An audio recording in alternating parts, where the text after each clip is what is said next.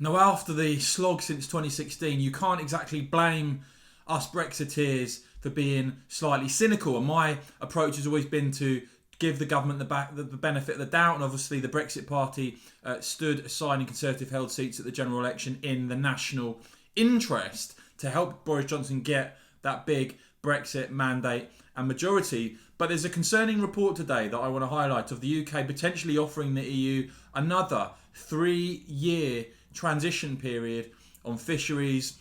I'm going to highlight it and talk through it all in this video. But if you could please start off by giving this video a big thumbs up, help support me by clicking subscribe and the bell so you don't miss future reports. Yeah, this is a very concerning exclusive story in the Guardian. And you know, you've always got to take these things with a pinch of salt.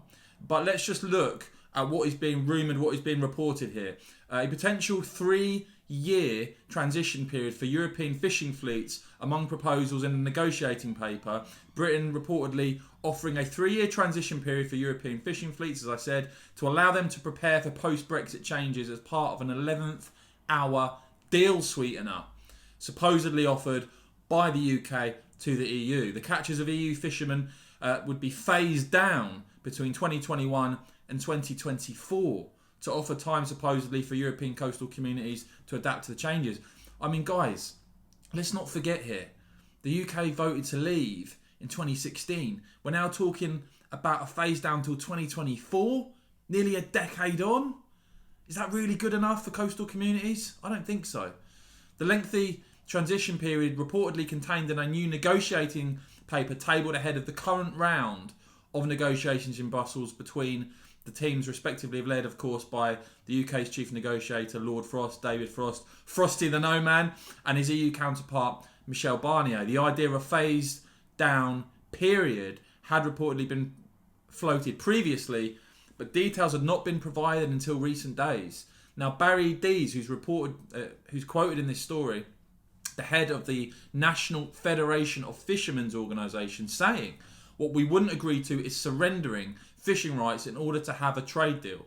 There is no expectation," he says, "within the UK fishing industry that the UK will back down on fisheries. If anything, the commitments that have been made to the industry are stronger now than when the negotiations started.